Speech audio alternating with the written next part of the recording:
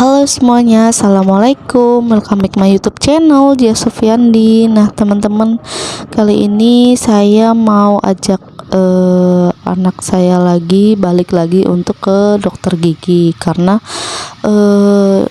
gigi anak saya sudah mulai sakit lagi teman-teman. Jadi mau dibawa ke dokter gigi itu teman-teman.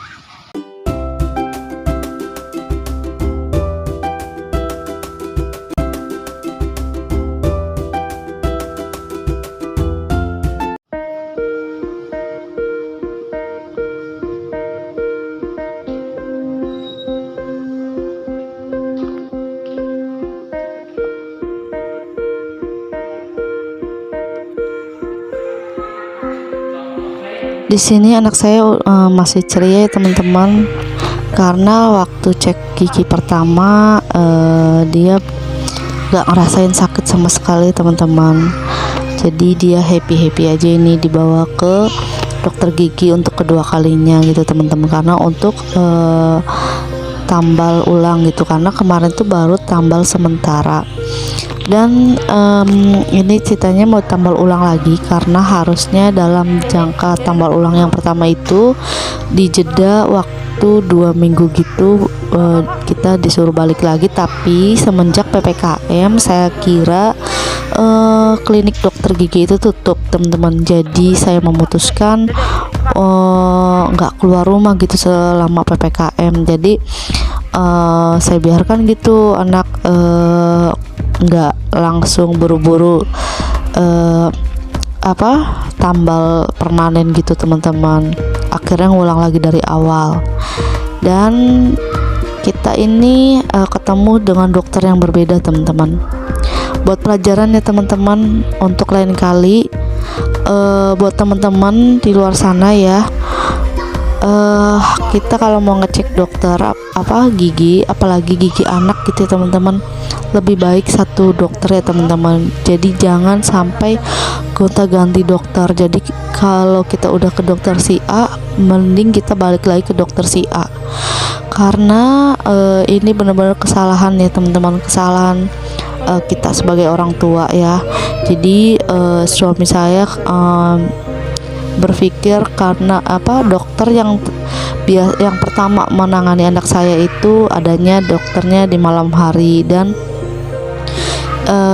ini saya datang ke check up kedua itu ke beda dokter adanya di siang hari. Jadi berpikir suami saya kalau pagi biar nggak kemalaman gitu teman-teman. Tapi itu adalah kesalahan terbesar saya teman-teman, membuat anak saya menjadi trauma teman-teman, bener-bener trauma.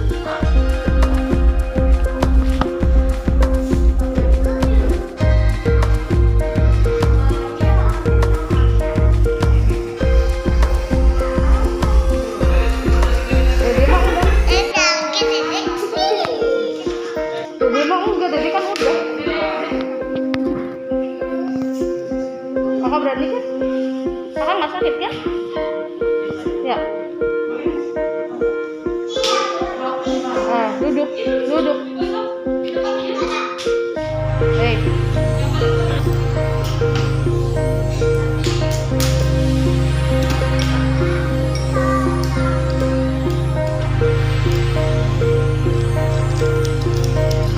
Di sini anak saya masih happy aja teman-teman, karena udah pengalaman yang pertama ke dokter gigi yang pertama itu nggak ngerasain sakit gitu teman-teman. Walaupun ditambal sementara kemarin. Jadi tambal sementara kemarin tuh harusnya 2 minggu lagi kita balik lagi ke sini buat ditambal permanen gitu teman-teman. Dan saya ini dengan dokter yang berbeda, ternyata reaksinya cukup mengejutkan. Anak saya langsung histeris teman-teman di sini teman-teman. Pokoknya saya kayaknya nyesel banget gitu kenapa dibawa ke dokter yang berbeda gitu teman-teman. Mungkin kan ya dokter yang pertama dan dokter yang kedua itu mempunyai catatan yang berbeda. Mungkin ya saya kurang paham.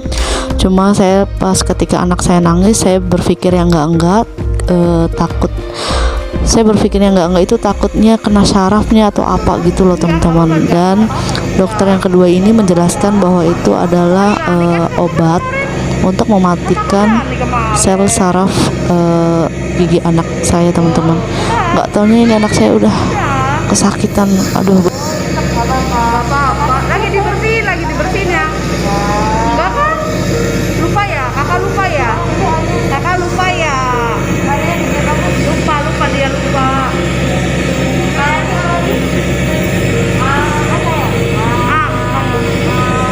Pinter kakak kan kemarin. Lupa ya kakak ya. Lupa ya rasanya ya.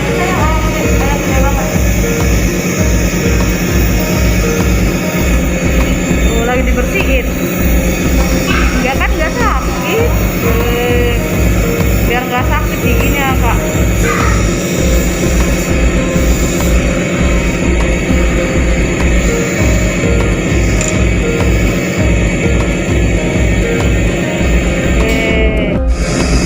Apa? Enggak.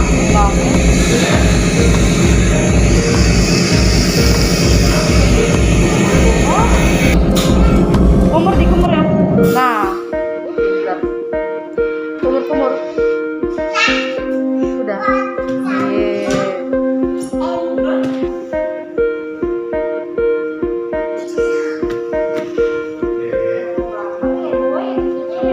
Iya.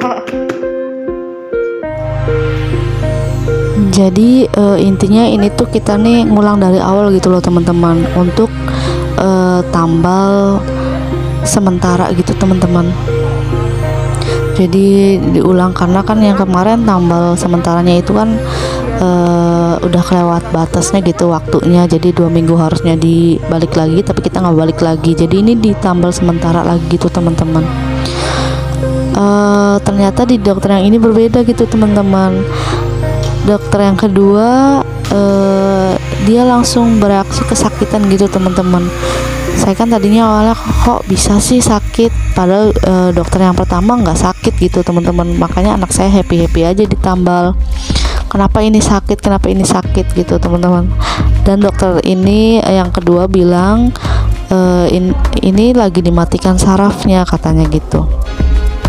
Jadi makanya ditambal sementara dan harus balik lagi. Tadinya saya berpikir ini udah selesai gitu teman-teman, udah mau tambal permanen, jadi kita kudu balik lagi. Aduh ya Allah, saya kalau udah ngeliat anak begini gimana ya, anak aja sakit gimana saya gitu ya, saya karena saya kan nggak ngerasain gimana sakitnya anak gitu, cuma anak udah kesakitan jadi saya ikut sakit gitu loh teman-teman. Ternyata memang benar-benar sakit karena kan papahnya juga sama, giginya berlubang dan harus ditambal sementara.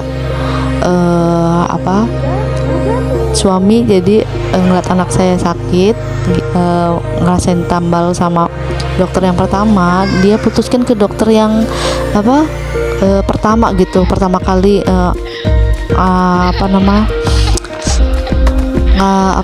cek anak saya gitu ya. Jadi ke dokter yang pertama, ternyata suami saya bilang, "Mah, bener sakit banget, pantas aja anak saya nangis kesakitan gitu." Ternyata bener-bener sakit dan membuat bener-bener bikin lemas. Tapi kok saya heran kenapa di dokter yang pertama sama-sama sementara untuk menuju ke permanen nggak sakit gitu loh. Kalau udah anak nangis kayak gini saya jadi gimana gitu, udah pikirannya nggak gitu teman-teman, apa kena sarafnya atau gimana gitu teman-teman.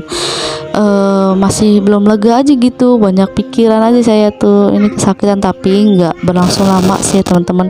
Jadi semalaman gitu, cuma sakit buat lemes dan susah makan juga. Dan suami saya sendiri pun yang membuktikan. Jadi dia ke dokter yang pertama itu dia menghindari sakit gitu ya, barangkali memang takut anak dikena sarafnya, jadi dia juga nggak mau gitu ke dokter yang kedua. Dan ternyata di dokter yang pertama kali anak saya cek, suami saya coba sendiri datang ke dokter gigi sendiri. dan rasanya pun bener-bener sakitnya luar biasa, katanya dikasih obat tambal sementara gitu teman-teman. Jadi bener-bener bikin lemes badan, kata suami saya. Pantas aja gitu ya. Tapi saya yang berpikir aneh, kenapa gitu, lagi pas pertama kali gak sakit, makanya anak saya happy gitu teman-teman di dokter yang pertama. Gitu aja saya pikir saya aneh. Nah teman-teman, ini saya balik lagi nih ke buat check up yang kedua kalinya setelah yang kemarin anak saya itu tambal sementara. Ini tadinya anak saya nggak mau loh teman-teman, nggak mau check up ya, karena memang harus menuju ke tambal gigi permanen. Jadi saya berusaha meyakinkan anak saya buat tambal gigi terakhir kalinya ke anak saya.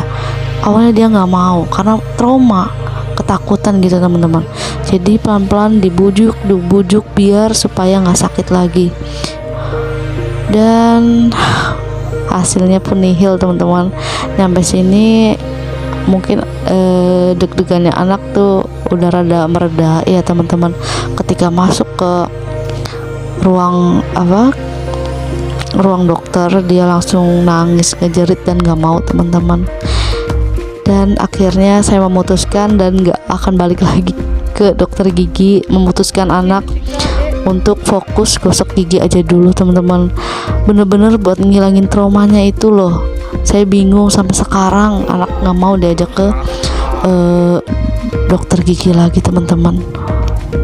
Jadi buat teman-teman ya, kalau kalian ingin ngajak anak, pastiin dulu sih sebenarnya ya, harus konsultasi dulu gitu ke dokternya. Dan salahnya saya nggak konsul dulu gitu, langsung bawa dan cek aja anak ke dokter gigi, jadi tanpa kita ketahui gitu. Jadi setelah kejadian ini dan membuat anak saya trauma, ya susah gitu buat balik lagi itu teman-teman. Ini bener-bener udah nggak mau, baru dibersihin aja dia udah nangis kenceng gitu teman-teman. Di sini saya nggak menjelekkan siapapun atau tidak menyalahkan siapapun ya teman-teman. Jadi kita balik lagi, kita sebagai orang tua kita harus ini dulu ya, harus konsul dulu ya gimana baiknya untuk anak gitu teman-teman. Karena saya pikir yang waktu yang kedua itu dia nggak bakal ketakutan. Jadi setelah periksa gigi yang kedua sampai ini yang ketiga, dia udah trauma berat. Jadi dia udah bener-bener nggak mau. Dan ketika saya ajak lagi ke dokter gigi, bener-bener dia udah nggak mau lagi teman-teman. Ya teman-teman, sekian ya teman-teman video dari saya, semoga bermanfaat. See you next video and bye bye. Assalamualaikum.